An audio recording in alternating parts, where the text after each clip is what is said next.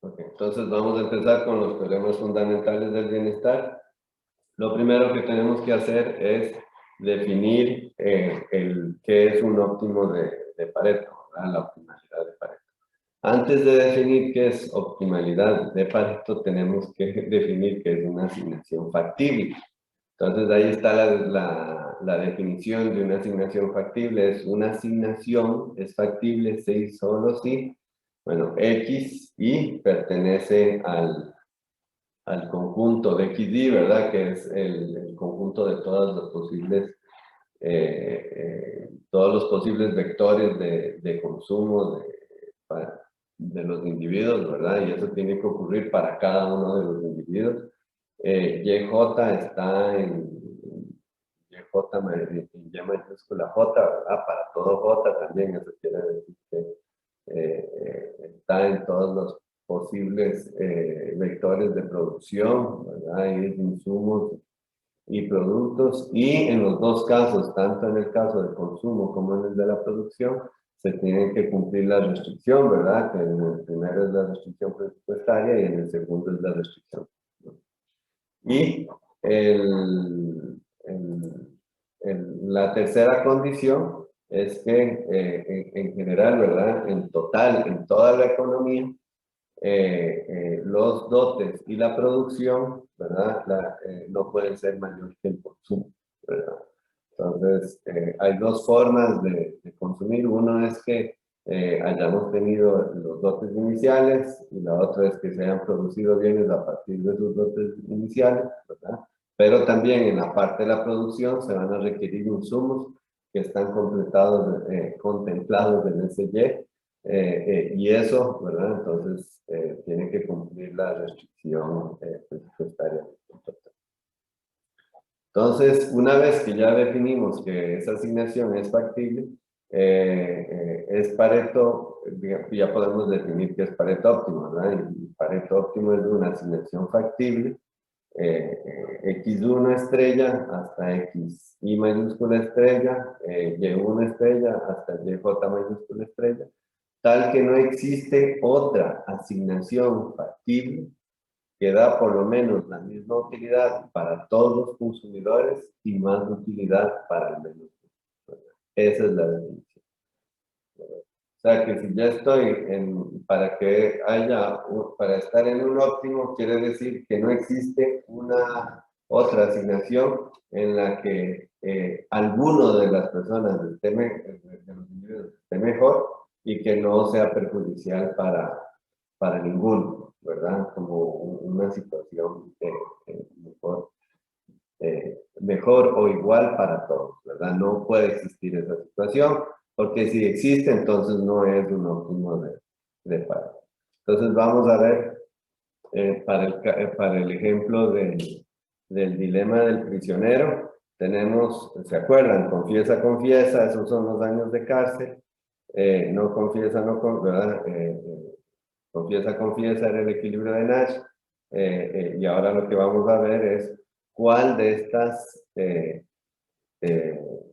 digamos, de estas condiciones o de estas situaciones, de estos equilibrios, o de estos potenciales de equilibrios, de esta combinación de acciones es óptimo de Pareto. Entonces, empecemos por no confiesa, no confiesa. ¿Es óptima de Pareto? De acuerdo a la definición que les acabo de dar. No confiesa, no confiesa, profe. ¿Sí? Eso sí es óptimo Pareto. Ok. Sí. Ok.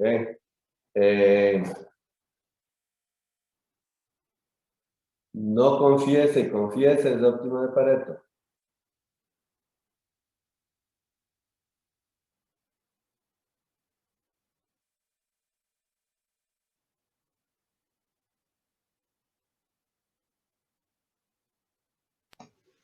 Sí, también.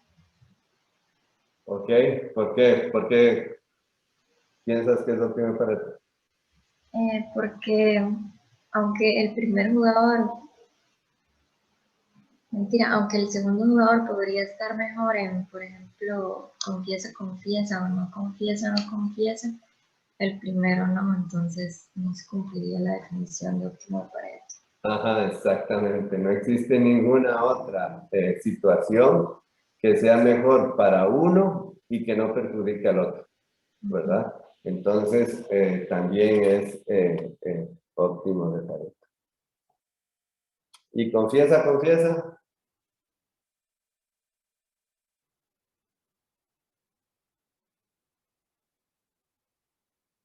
No, ese no sería óptimo.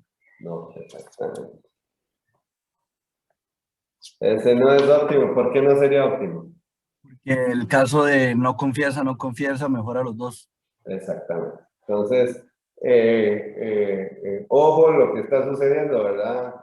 Si utilizamos el equilibrio de Nash para predecir qué es lo que va a ocurrir, lo que nos dice es que lo más probable que ocurra es que salga el único resultado que no es óptimo de Pareto, ¿verdad?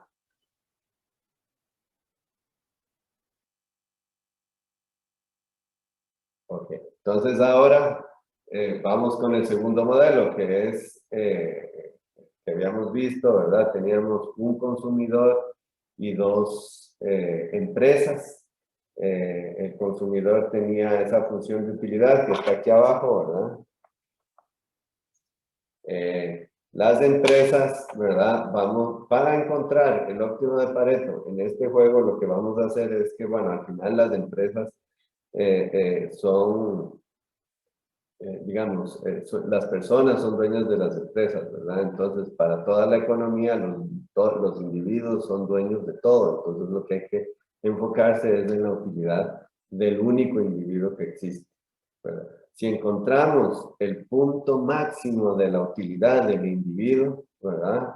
Utilizando todos los posibles recursos que hay en la economía, vamos a encontrar el óptimo de Pareto, ¿verdad? Entonces, así lo que hacemos es resolver el problema, le vamos a llamar del planificador, ¿verdad? ¿Qué significa el planificador? El planificador, digamos, es como un ente que toma las decisiones por todos los individuos con un objetivo específico, que le llamamos planificador benevolente cuando trata de maximizar el bienestar de los individuos. Después vamos a ver en el caso, por ejemplo, de bienes públicos, cuando hay más de un individuo, pero para este ejemplo de externalidades es suficiente eh, utilizar un solo, ¿verdad?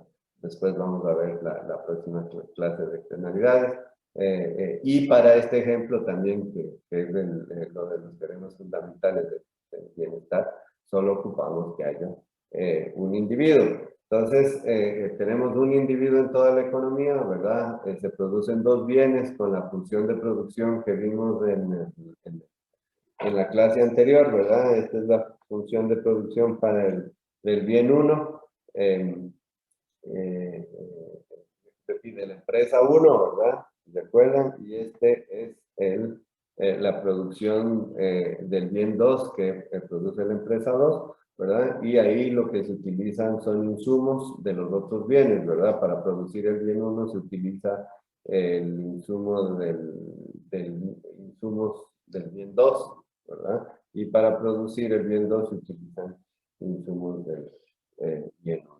Y además tenemos que cumplir con, además de cumplir con las restricciones tecnológicas, tenemos que cumplir con las restricciones presupuestarias, ¿verdad? ¿Qué son las restricciones presupuestarias? Quiere decir que al final, ¿verdad? Lo que se consume, lo que el individuo consume, no puede ser mayor que lo que produce, digamos, del bien 1, no puede ser mayor que lo que se produce del bien 1, los dotes iniciales, menos los insumos que se utilizan en la producción del bien 2, ¿verdad? Porque se utiliza el bien 1 para producir bien 2, ¿verdad? De la misma forma, para el bien 2, la restricción para el bien 2, ¿verdad? Tiene que ser que la producción del bien 2, que está definida por este factor aquí, más los dotes, tiene que ser mayor o igual a lo que el consumidor, ¿verdad? Consume, valga la redundancia, del bien 2 y lo que se utiliza del bien 2 en la producción del bien, que son los frutos factores. Profe, Sí, el W es la dotación de riqueza. el W es la dotación del bien 2, sí. Ok. Sí, digamos, eso es lo que había inicialmente del bien 2. Igual el W1, ¿verdad? Es lo que había inicialmente del bien 2. Después tenemos la capacidad de producir, ¿verdad? Utilizando input. Entonces, tiene que cumplir esas condiciones. Ahora yo voy a maximizar, entonces, todo eso. Entonces voy a asumir que solo hay un individuo, ¿verdad? Que es el planificador, y ese planificador, el objetivo del planificador es maximizar el bienestar de ese consumidor, ¿verdad? De la función de utilidad. Entonces es como que uno lo podría ver como que el consumidor es el único individuo que toma todas las decisiones sobre la economía, ¿verdad? Las decisiones de consumo y las decisiones empresariales, o como se hace normalmente, porque nos va a servir para después, ¿verdad? Que hay un planificador cuyo objetivo es maximizar el bienestar del consumidor, tomando todas las decisiones de producción y de consumo, ¿verdad? Entonces, ¿qué es lo que tenemos? Ya tenemos una función de pagos, ¿verdad? Que tiene que maximizarse con las 4 restricciones ahí presentes. Entonces se plantea, ¿verdad? Ese sería el problema del planificador. Esto es, bueno, hay varias formas de resolverlo, ¿verdad? Uno puede utilizar las 4 restricciones, da lo mismo, ¿verdad? También uno puede asumir que, por ejemplo, la restricción 3 y la restricción 4 se deben de cumplir con igualdad. ¿Por qué? Porque vamos a tener más bien 1 y el bien 1 se puede utilizar en el consumo para maximizar. Entonces no tiene sentido desperdiciar insumos, ¿verdad? ¿Verdad? O producción, ¿verdad? No puedes consumir más bien, no puedes consumir más allá de lo que se produce, ¿verdad? Entonces, esas 2 restricciones se mantienen con igualdad, y si se mantienen con igualdad, yo puedo sustituirlas. ¿En dónde? Puedo sustituir este Y11 de aquí con esto de aquí, ¿verdad? Y este Y2 de aquí con esta función de aquí. Y utilizar solamente estas 2 restricciones para maximizar, que es el problema que planteamos aquí. Entonces solo tenemos 2 restricciones, sustituimos, y entonces, ¿qué decisiones toma el planificador? ¿Cuáles son las variables por las que yo debería de derivar para resolver el problema? ¿Qué decisiones toma el planificador?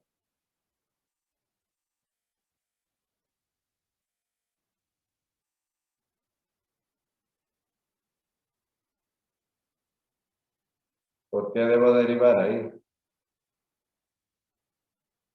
Estoy seguro que han resuelto este problema muchísimo.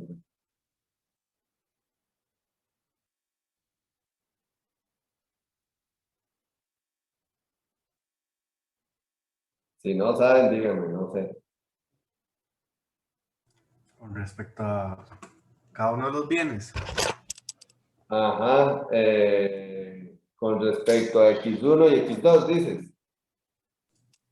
Sí, correcto, y estamos maximizando utilidad, ¿no? Ajá, respecto a X1, X2, ¿qué otra decisión toma el planificador?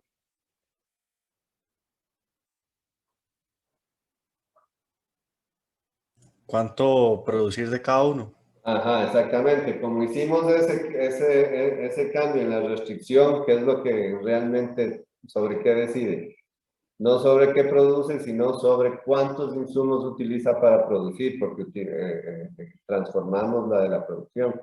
En el otro caso, si hubiéramos utilizado 4 restricciones, habría que definir cuánto produce y cuántos cuánto produce para cada bien y cuánto insumo utiliza para producir cada bien. Pero aquí, como hicimos ese cambio,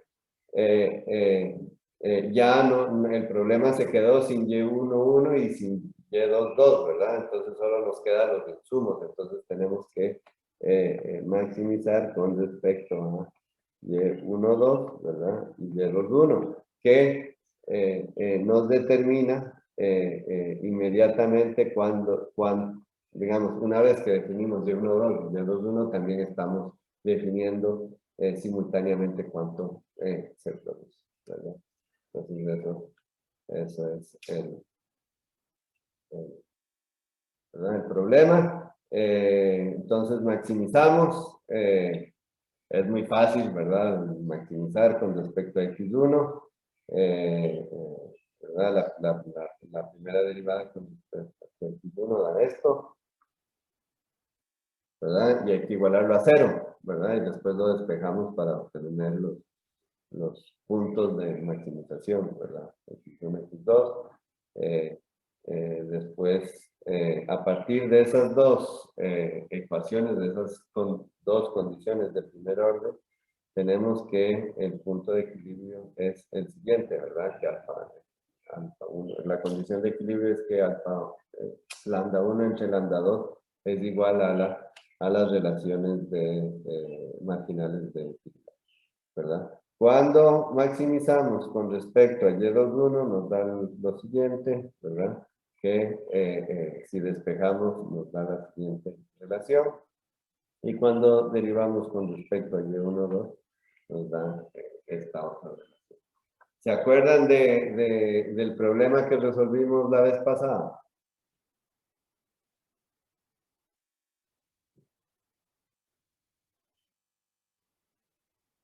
La clase anterior, ¿se acuerdan cómo era? ¿Daba igual o no?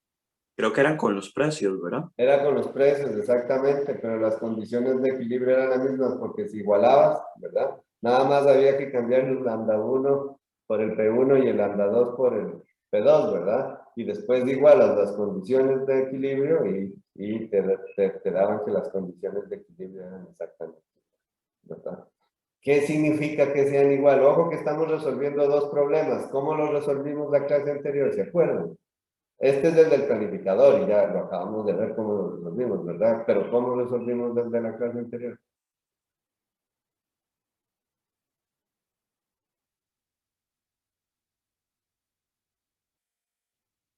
Lo resolvimos de forma separada. Dale, David.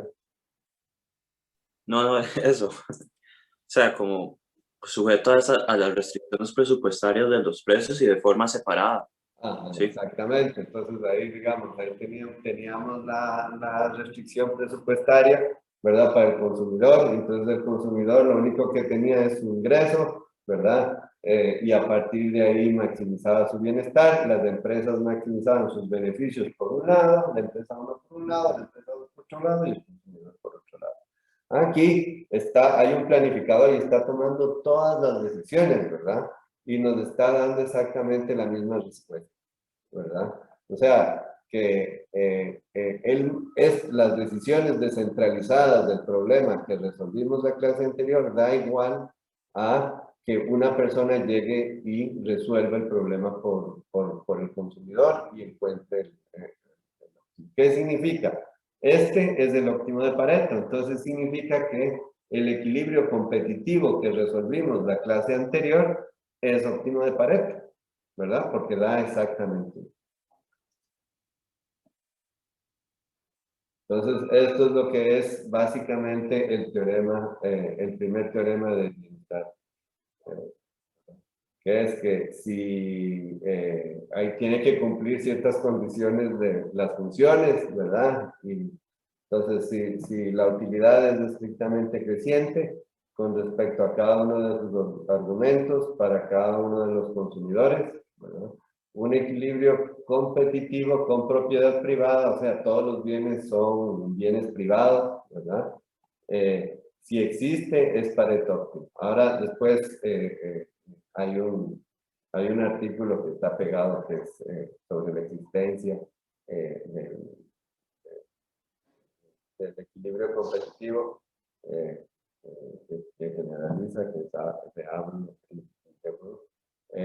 digamos, ahí está pegado en mediación virtual, si lo quieren ver, ¿verdad? Para cultura general, es un poco complicado, pero bueno, aquí no vamos a entrar, entonces vamos a ver que si existe, es Pareto, ¿verdad? Eso Profe, sí, dale. perdón, que yo intenté meterme al link, pero digamos, ya decía que la página no existía. Ah, ok, súper, entonces lo voy a volver a buscar. Ok, gracias. Entonces, ok, entonces, ¿qué es lo que significa? Significa que las señales de los precios son suficientes para satisfacer el criterio de optimalidad de Pareto. Resolvimos el problema, todo el mundo tomando las decisiones por separado, solo con los precios, ¿verdad? Tomando los precios como dados y se resolvió el problema y llegamos al equilibrio competitivo. Eso que mientras los precios reflejen toda la información que deben de reflejar, ¿verdad? En términos ahí lo que están reflejando es la utilidad de los individuos,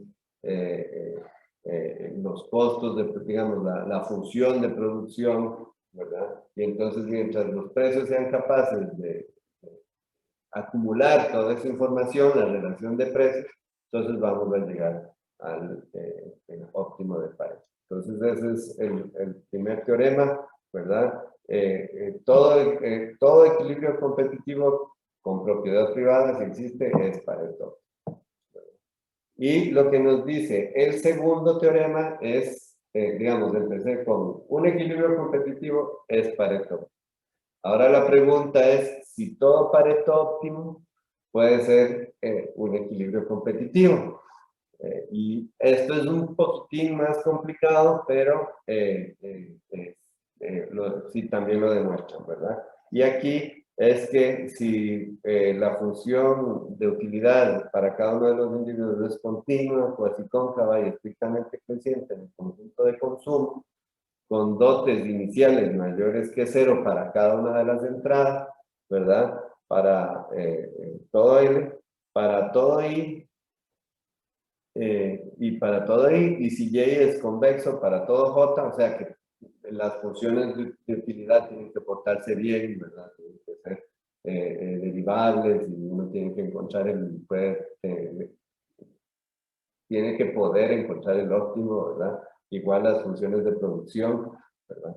Entonces, para cada asignación de óptimo de Pareto, digamos, para cada óptimo de Pareto, existe un vector de precios P tal que X y estrella maximiza la función de utilidad, ¿verdad? Dentro del conjunto del presupuesto y J estrella maximiza P por Y, que son digamos, las utilidades de las empresas, ¿verdad? En el conjunto de producción. Eso significa que lo que estoy diciendo aquí es que para cada Pareto óptimo, ¿verdad? Que yo encuentre en la situación que describí, ¿verdad? En el equilibrio, digamos, cuando estamos hablando de equilibrio competitivo, para cada uno de los Pareto óptimos que existe un P estrella que si yo lo tiro al mercado competitivo, todos van a, digamos, cuando resuelven el problema en equilibrio, van a llegar a ese Pareto. O sea, puedo generar un equilibrio competitivo a partir de cada uno de los Pareto óptimos. Lo único que tengo que hacer es definir bien ese vector de precios. Si lo defino bien, me genera el equilibrio. Con ese vector de precios se genera el equilibrio competitivo, que es igual al Pareto. Entonces va hacia el otro lado, ¿verdad? En el primer teorema vimos que todos los equilibrios competitivos son Pareto óptimos. Y aquí lo que estamos diciendo es que todos los Pareto óptimos pueden ser generados como un Pareto competitivo, todos los Paretos óptimos pueden ser generados como un equilibrio competitivo con los precios correctos. Eso es. ¿Verdad? eso sería. No sé si tienen algún comentario, alguna pregunta para terminar y movernos a las herramientas de física. Profe, que si esta definición necesita mercados completos, digamos, o sea, si hubiera externalidades, ¿verdad que yo creo que se cae? O... Sí, digamos, esto es bastante sensible a poder de mercado, a la presencia de externalidades, inclusive al tipo de bienes, ¿verdad? Si el bien es público, si yo produzco un parque, ¿verdad? Que mucha gente, o una receta, algo tecnológico, ¿verdad? Digamos, produzco una receta de una vacuna, ¿verdad? Eso ya no es un bien privado porque una vez que está inventada, todas las personas lo pueden utilizar sin que afecte a la otra persona. Cuando nos movemos de esos supuestos, ¿verdad? Ya no se sostienen los teoremas, y lo que vamos a hacer en las próximas clases, ¿verdad? En la clase de externalidades, en la clase de bienes públicos, es buscar alternativas de políticas para resolver ese problema y lograr que un equilibrio competitivo con una política vuelva a llegar al óptimo nivel.